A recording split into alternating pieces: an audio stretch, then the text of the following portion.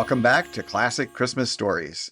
This story is dedicated to you musicians out there, but I think everyone will enjoy it as well as you do. So gather the family and enjoy this holiday story.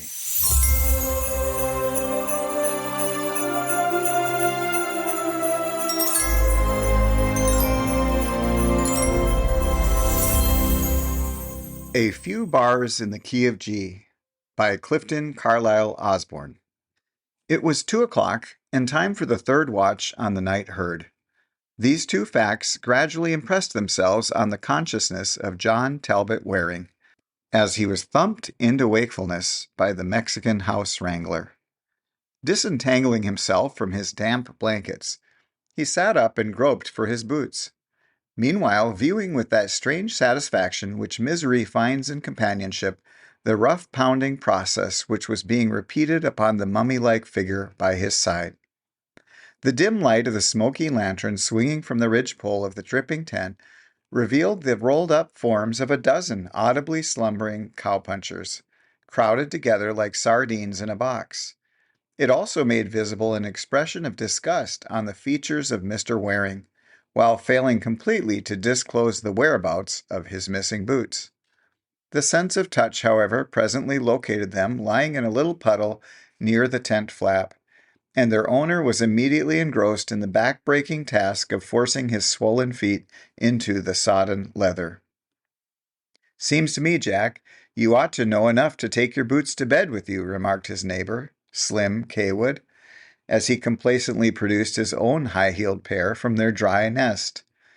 "That mornin' last week up on the pass, when you had to do a war dance in the snow while they was thawin' out, don't seem to have learned you nothin'." Waring paused in his struggle long enough to express, in a few well-chosen words, his opinion of boots in general, and his wet ones in particular.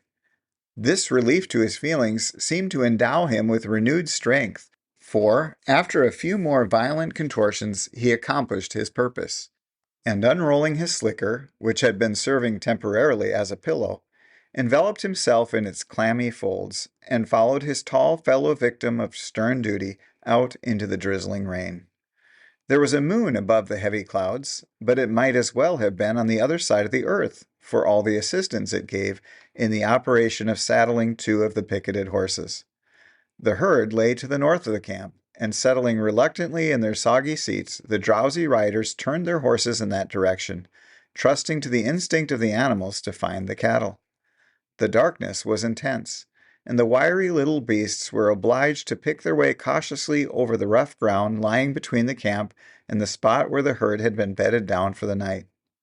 Presently the sound of a hoarse voice, tunefully raised in a dismal minor melody, came faintly to their ears, and as they neared the singer, they became aware that he was entreating the public to take him to the graveyard and place a sod over him, varying the monotony of this request by begging someone to bury him not on the lone prairie. The effect of this mournful music was indescribably gruesome, and Waring found himself wondering, with considerable impatience, why cowpunchers invariably chose such gloomy themes for their songs, and then set them to the most funereal tunes imaginable. Approaching carefully to avoid startling the cattle, the two riders separated, and relieving the tired watchers, commenced their dreary 3 hours' vigil on opposite sides of the herd. The cattle were unusually quiet, needing little attention, and Waring had ample opportunity to reflect on the disadvantages of a cowpuncher's life as he rode slowly along the edge of the black mass of sleeping animals. The rain dripped from the limp brim of his sombrero and ran in little streams from the skirts of his oilskin coat into his already soaking boots. The chill wind, sweeping down from the mountains, pierced his damp clothes and made him shiver in the saddle. For the 100th time within a week, Waring condemned himself as an unutterable ass for relinquishing the comforts of civilization for this hard life among the rough and dangerous slopes of Colorado. He recalled his arrival on the range 6 months before, a tenderfoot, and the various tribulations he had endured incident to his transformation into a full-fledged cowpuncher. He remembered with a smile the painful surprise occasioned by his first introduction to a pitching horse. Of the hardships and dangers which come to every rider of the range, he had experienced his share, and faced them bravely, thereby winning the respect of the rough, lion-hearted men among whom he had cast his lot. But all the weary months had been wasted. He had failed in his object. He could not forget. He was not the first to learn that one cannot escape memory by merely crossing the continent. It even seemed to him that instead of growing more endurable with time, the soreness in his heart and the sting of regret increased with every passing day. He wondered if she felt the separation, if she cared. As his thoughts wandered back over the past 2 years, he recalled every incident in their acquaintance as distinctly as though they occurred but yesterday. The day he had first seen her, as she stepped gracefully out beside the piano to sing, at a musical he had attended. The song she had sung.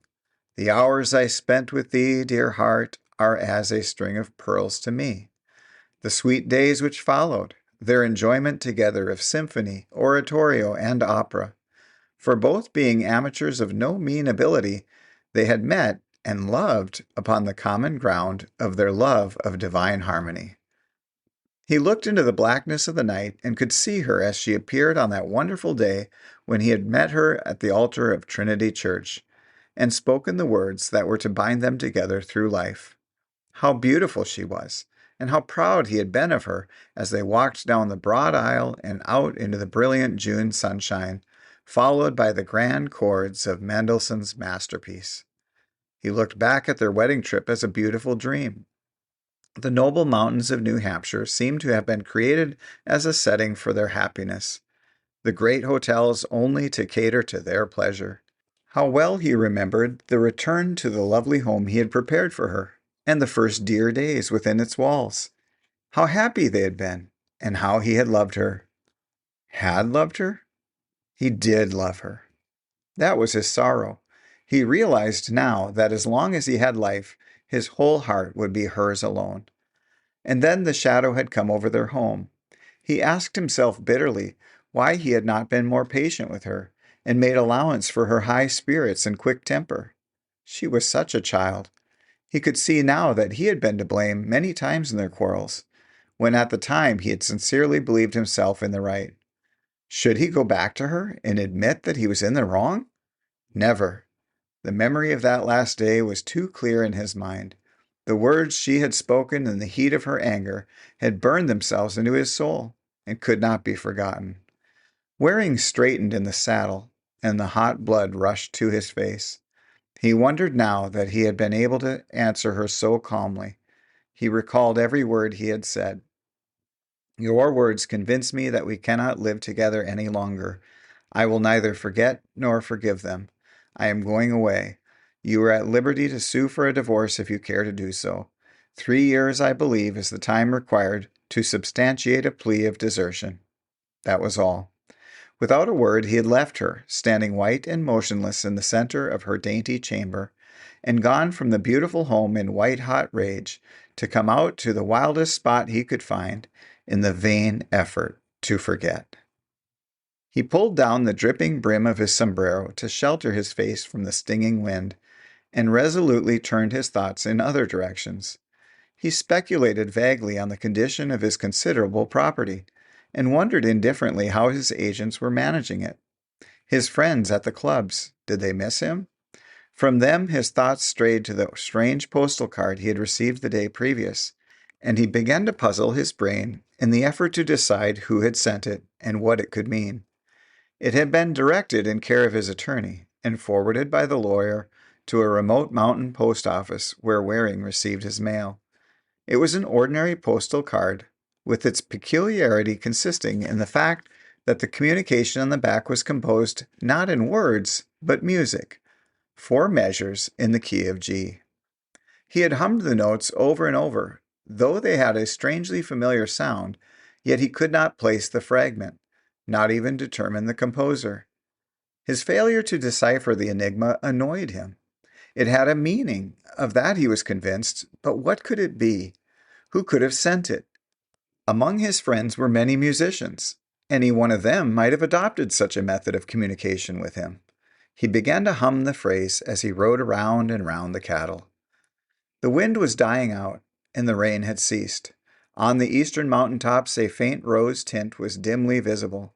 Another hour of monotonous watching, and then for a hot breakfast beside the campfire. Waring, abandoning the riddle of the postal, began to sing to pass the time, and his rich baritone rang out above the sleeping herd. The light stole quickly over the peaks and chased the shadows from the plain. The camp awoke, and the men crawled shivering from the tent. The cook's fire whirled showers of sparks aloft. One by one the cattle stirred, rose, and commenced to graze. Waring still sang, carelessly passing from snatches of opera to lines of sacred harmony. Suddenly, while in the midst of a passage from one of the great works of a master composer, he stopped short in surprise. He was singing the notes on the card. It had come to him like a flash. He tore his coat open and drew the postal from the inner pocket. There was no mistake. He had solved the mystery. Almost mechanically, he reached for a pencil and wrote the words under the lines of music, added a signature, and gazed long and earnestly, his face a perfect kaleidoscope of changing expressions. Then, with a wild shout, he wheeled his horse and rode furiously to the camp. Pulling up with a jerk that almost lifted the iron-jawed bronco from the ground, he literally hurled himself from the saddle and reached the boss in 2 bounds. "I must be in Denver tonight. I want your best horse, quick." The boss stared at him in astonishment. "Why, man, it's 120 miles. You're crazy." Waring fairly stamped with impatience.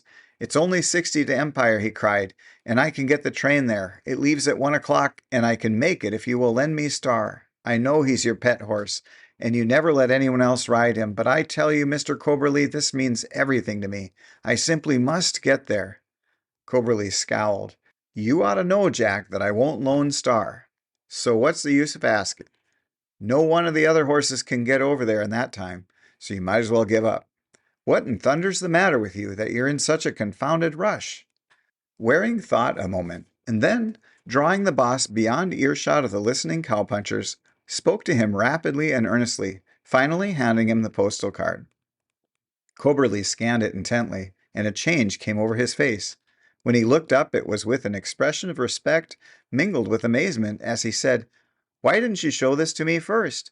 Of course you can have the horse. Hi there, some of you boys round up the horses and rope Star for Mr. Waring. Jump lively."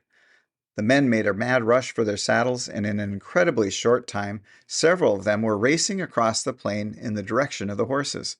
Waring dove into the tent and began gathering his few possessions. Coberly plunged around outside, giving orders at the top of his voice. "Roll up some grub for Mr. Waring, quick! Nick, you get his canteen and fill it out of my jug. Fly around now." A rush of hooves announced the arrival of the horse and his escort just as Waring emerged from the tent with his little bundle. A dozen hands made quick work of saddling, and with a hurried goodbye all around, he swung himself up and astride the magnificent animal and was off on his long ride. He looked back and saw the boys in a group around the boss, who was explaining the cause of his hasty departure. Presently a tremendous yell reached his ears, and he saw hats excitedly thrown in the air. He waved his hand in reply and settled down in the saddle. The long pacing stride of Coberly's pet covered the ground in a surprising manner, and 8 o'clock found 23 miles behind his nimble feet, and the Bar Triangle Ranch in sight. A 5-minute stop, and then on across the gently rising country to the stage station at the foot of the Great Continental Divide 15 miles away. It lacked 20 minutes of 10 o'clock when Waring drew rein in the shadow of the great peaks that towered above him. He unsaddled and turned the big thoroughbred into the corral. A half-hour's rest would put new life into him. 22 miles to the railroad, and nearly 3 hours in which to cover it. It seemed possible, but the great range must be crossed, and Waring knew that the 10 miles of steep climbing to the snowy summit of Berthoud Pass meant more than twice that distance on the flat plain. At 10:15, Star, refreshed by an energetic rubbing and a mouthful of water, was carrying him up the road with no apparent diminishment of power. Up they went, mile after mile, until the plain they had left was spreading out like a map behind him, and the thick forest had given place to a scattering and scrubby growth of pines. They were nearing timberline, and the piercing chill of the biting wind testified to the proximity of the snow-covered peaks. 2 miles from the top, Waring dismounted and led his panting horse along the icy trail. The rarefied air seemed to burn his lungs as he struggled up the remaining distance to the summit of the pass, 11,000 feet above the sea. 12 o'clock! He stopped and anxiously examined the noble beast that had carried him so far and so well. The inspection reassured him. There was plenty of life and energy left in Star yet. Not without reason was he acknowledged the best horse in the county. 1 hour and 12 miles to go, the first 7 down the steepest road in the state. Could he make it? He must. A final pull at the cinches and Waring was again in the saddle, racing down the dangerous path towards the sea of dark green forest that stretched far below. Down sharp pitches and long slopes, around dizzy curves and through deep canyons, slipping, swaying, followed by masses of loose stones and gravel, they went faster than ever than that trail was covered before. The iron-shod hoofs struck fire from the flinty rocks as, almost hitting on his haunches, Star would slide 20 feet at a time down an unusually steep grade, covering his footing with a staggering effort at the bottom. It was perilous work. They reached the timberline, passed below it, and plunged into the woods. A mile beyond, they flew past the stage at a mad pace, throwing a shower of mud over the astonished passengers. Down at last to the level road they came, with 5 miles still to go. Star swung into a strong, easy lope, and his rider drew a long breath. Not till then had he realized the strain of that wild ride. Rounding a turn in the road, he espied a horseman approaching and turned to pass him. The stranger eyed him sharply as he drew near, and suddenly slipped out a 6-shooter. "Hold up there! I want to talk to you." For a moment, Waring considered the chance of riding over the man, but for a moment only. The stranger looked too determined, and his aim was sure. He pulled up, raging. "I suppose you want my money," he snarled. "Well, you're welcome to it if you'll only leave me enough to pay my fare to Denver." The other grinned.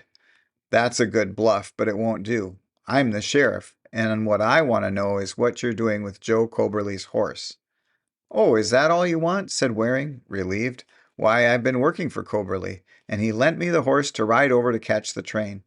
And he gathered up his reins to ride on. "Hold on, young man," and the sheriff raised his gun suggestively. "That yarn won't do. I know old Joe, and I happen to know that he wouldn't lend that horse to his own brother, let alone one of his cowpunchers. I guess I'll have to lock you up till the boys come over after you." Waring groaned. "Look here, Mr. Sheriff, I'm telling you God's truth. Coberly let me take the horse because it was the only one that could get me over here in time to catch the train, and I had to be in Denver tonight without fail." His captor shook his head. "It's no use, my friend. That story won't hold water. Why are you in such a tearing hurry, anyway?" Waring remembered the postal card. He reached into his breast pocket and produced it. "That is my reason for haste," he said, "and that is why Coberly let me take the horse," and he added a few words of explanation. Keeping his captive covered with the muzzle of the revolver he carried, the officer rode closer and took the card. As he read it, his face lighted up, and he lowered his gun. "That's all right, youngster. I'm sorry I stopped you. I don't wonder Joe lent you the horse. I'd have done the same, even if I had to walk myself. I hope you won't miss the train. I'll ride down to the station with you, as some of the boys might want to string you up on account of the horse. Everybody knows him." Overjoyed at this satisfactory turn of affairs, Waring touched Star with his spur and rode forward, with the repentant sheriff by his side, their horses in a rapid gallop. Mounting a rise, they saw the town before them, a mile distant. The train was at the station. Another touch of the spur, and Star stretched out into a run that gradually left the sheriff behind, well mounted though he was. A half-mile yet to go. A quarter. The black smoke began to come in heavy puffs from the funnel of the engine, and the line of cars moved slowly away from the station. Then it was that Star showed the spirit that was in him. The quirt fell sharply on his flank for the first time that day, and he bounded forward and swept down upon the town like a whirlwind. As the usual crowd of train-time loafers lounged around the corner of the station, their attention was attracted by the 2 swiftly approaching riders, and they paused to watch the race. Presently one cried, "Hello, that first horse is Coberly's black, and he's sure moving, too. The other chap ain't in it. Why, it's the sheriff, and he's after the other fella. Horse thief, by thunder, I'll fix him," and he reached for his hip. The others took up the cry of horse thief as Waring flashed past the building at Starr's top speed. A volley of shots greeted him, and the bullets sang around his head. Fortunately, the bullets went wild, and before any more could be fired, the sheriff tore into the crowd and roared, "Stop shooting, you fools! The man's all right. He's only trying to catch the train." At this there was a laugh, and then a rush to the track, where an unobstructed view of the race could be obtained. The road ran for a mile beside the rails, as level as a floor. The train was gathering speed with every revolution of the wheels, but Starr was traveling too, and gaining at every jump. The crowd at the station danced and howled in their excitement. "Will he make it? He's gaining. Look at that horse go. Gee, he's moving. Hooray for the black. He'll make it. He'll make it." Waring, with eyes fixed and jaw set, was riding desperately. 30 feet. The spectators in the doorway of the last car gazed breathlessly. 20 feet, and Starr straining every nerve and muscle of his body. 10 feet, and still he gained. Only 5 feet now. Inch by inch he crawled up. He was abreast of the platform. Swerving his flying horse closer to the track, Waring leaned over and, grasping the railings with both hands, lifted himself from the saddle, kicked his feet from the stirrups, and swung himself over the step of the car. The faint sound of a cheer reached him from the distant depot. After calmly accepting the enthusiastic congratulations of the passengers who had witnessed his dramatic boarding of the train, Waring dropped into his seat with a sigh of relief and was soon lost in thought. He was roused from his revelry by a touch on the arm and turned to find the conductor standing beside him. The sight of that official reminded him of the necessity of paying his fare, and he reached into his pocket for the required cash. His fingers encountered nothing more valuable than a knife and some matches. The other pockets were equally unproductive. Then he remembered with a shock that he had put his money in the little bundle at that moment firmly attached to his saddle, some miles to the rear. It was maddening. There was nothing to do but to throw himself on the mercy of the man in the blue uniform. That person heard his excuses with an impassive face and merely announced that he would have to get off at the next station. This was not at all in accordance with Waring's plans, and he endeavored to impress upon the conductor the importance of his being in Denver that evening. He might as well have addressed the Sphinx, so far as any effect his words had on the official, who said in answer to his entreaties, "I'd lose my job if I let you ride free. You'll have to get off. It's only 10 miles back to Empire, and if you left your money on your saddle, you can soon get it again. That is, if no one has swiped it before you get there." Waring grew desperate. Was his ride, after all, to be fruitless? He remembered his reason for haste and decided to take the conductor into his confidence. Leaning over, he whispered something quickly into his ear and ended by showing him the postal card. At first the man looked incredulous, but a glance at Waring's earnest face reassured him. His expression softened, and he handed back the card with a sigh. "I reckon I'll have to fix it for you, but the only way I can do it is to pay your fare out of my own pocket. I'll do that, and you can send me the money. It's $360. He took a slip from his pocket, upon which he wrote his name and address. This he gave to Waring, together with a cash receipt ticket, and unheeding the latter's impulsive thanks, continued on his round of collection.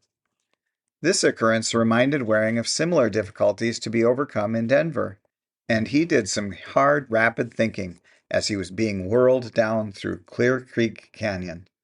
But by the time the train shot past Table Mountain and out into the plain, his face bore a confident smile. The postal card had served him well thus far. Perhaps its mission had not yet ended. The car wheels were still turning when he strode through the big station, his heavy spurs ringing on the marble floor. Jumping into a carriage, he was driven to the nearest drugstore, where he consulted a directory.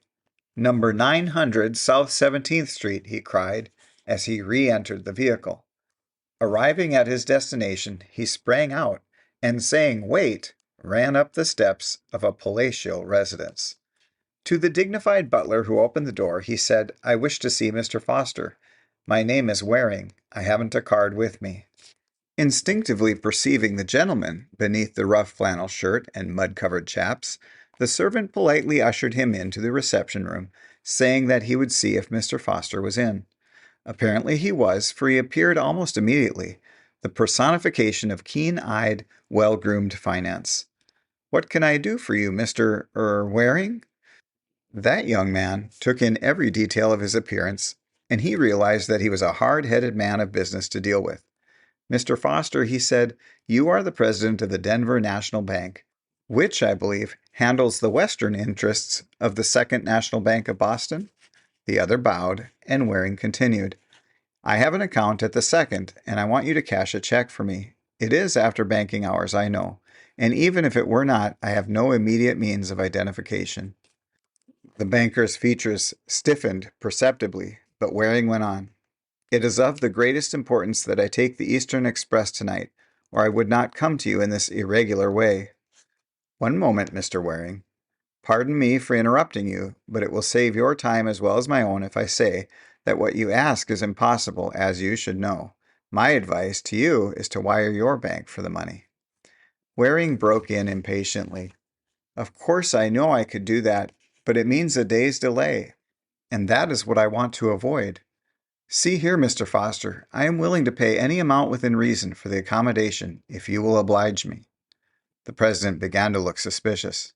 "It must be a very urgent matter that requires such haste," he said sarcastically. "Really, Mr. Waring, I must positively decline to do anything for you." "It is an urgent matter," cried Waring. "I was about to explain it to you." And he went on and told of the postal card and its purport, adding a brief account of his efforts to get into the city in time to take the train that night. "Let me see the card," said the banker. His voice had taken on a different inflection. Waring handed him the bit of pasteboard that had played such an important part in his adventures. Mr. Foster scrutinized it. "From what is it taken, did you say?" Upon hearing the answer, he left the room to return in a few minutes with a rather bulky musical score, which he laid upon the table, and turned the pages until he found what he sought. Carefully, he compared the music on the card with that on the printed sheet. Then, turning to the younger man, he said in a kindly voice, "I will assist you, Mr. Waring. It will, of course, be a purely personal accommodation, as it is contrary to all my business methods, but I cannot resist such an appeal as this. Also, I consider myself a good judge of faces, and I feel safe in trusting yours. What amount do you require?" Waring fairly beamed with joy. $100 will be sufficient," he replied. The banker motioned towards a desk. "Make your check out for $150. You will need that much unless you care to travel in your present costume." Waring made out the proper form and handed it to the banker. The latter dropped into the vacated chair before the desk and rapidly wrote a check for a like amount, which he passed over, saying, "You can cash this at the Brown Palace Hotel. I will phone the cashier so you will have no trouble." Waring tried to thank him, but he would not listen. "You are perfectly welcome, my boy. I am glad to be able to help you. I envy you with all my heart. I would give half of all I own to be in your position." And his voice trembled a little. "You have my best wishes for a pleasant journey. Goodbye."